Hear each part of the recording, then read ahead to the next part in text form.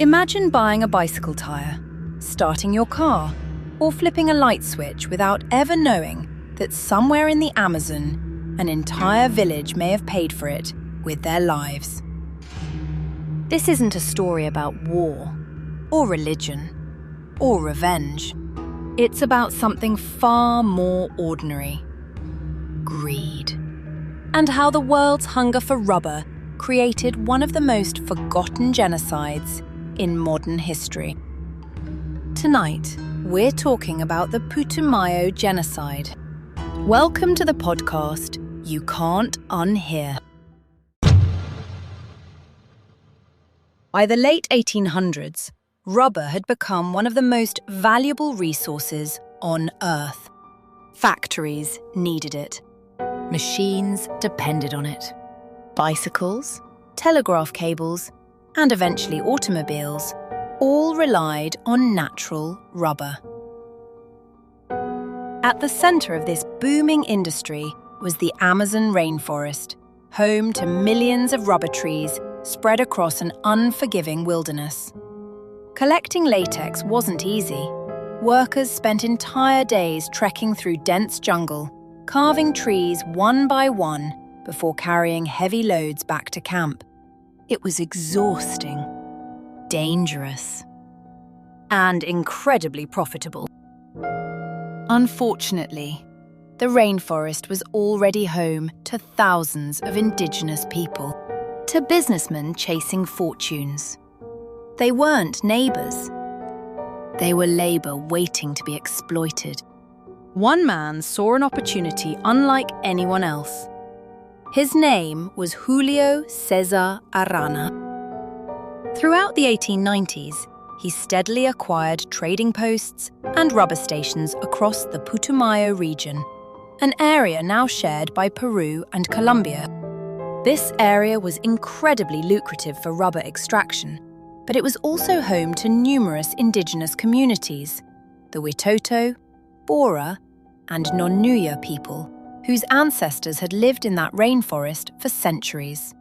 These communities knew the forest inside and out, but to rubber entrepreneurs, they represented something entirely different: a source of labor that could be exploited without much fear of outside interference. Rather than hiring willing workers, many companies began using armed groups to capture indigenous communities instead. What began as forced labor slowly evolved into something far worse. Entire villages disappeared into a system of slavery. For a while, Julio Cesar partnered with a businessman named Benjamin Larrañaga. They worked together, controlling much of the Putumayo region. But then, in 1903, Benjamin died under mysterious circumstances: arsenic poisoning. This allowed Julio Cesar to obtain the remaining company shares for a fraction of their worth. They were supposed to go to Benjamin's son, but he was threatened with death if he didn't hand them over. This gave Julio Cesar a monopoly over much of the Putumayo region and disturbing control over thousands of men, women, and children. When Arana's business partner died under suspicious circumstances in 1903, Arana gained near total control of the region. Soon afterward, he secured British investment through the newly formed Peruvian Amazon Company, giving his operation legitimacy and access to international markets. On paper, it looked like a successful business. In reality, it had become a machine built on terror. Company agents entered indigenous territories searching for workers. Some communities were attacked without warning. Men who resisted were killed. Women and children were captured. Other villages were tricked into negotiations before being held hostage until everyone surrendered. Some people were told they owed debts for simple tools or clothing. The debts were impossible to repay. Once trapped, there was almost no way out. Escape often meant death. Every day followed the same brutal routine. Workers left before sunrise. They walked for hours through dense rainforest collecting latex from scattered trees. By evening, they returned, carrying enormous loads of rubber. Quotas had to be met. If they weren't, punishment came quickly. Flogging was common. Victims received dozens, sometimes hundreds of lashes. Many later died from infection. Others were executed simply because they were too old, too weak, or no longer useful. Food became scarce because workers had no time left to hunt or farm. Entire communities slowly starved. Violence wasn't simply punishment anymore. It became entertainment for some overseers. Witnesses described horrifying acts committed purely for amusement. The company had transformed human suffering into routine business. Women faced another layer of abuse. Many were forced to work while enduring repeated sexual violence. Company officials and overseers treated Indigenous women as personal property to be abused at will. Children weren't spared either. Some Indigenous boys were taken young and trained as armed enforcers known as the Boys of Trust. Forced to police their own people, they became another tool keeping the system alive. These Boys of Trust would fabricate uprisings as a pretext to slaughter rival tribe members, but they too could be executed immediately if they failed to meet company expectations. Fear spread faster than the jungle itself. For years, few outside the Amazon believed the stories. The region was remote. Communication was slow. The victims had almost no political voice. Everything began to change when journalists and witnesses started speaking publicly.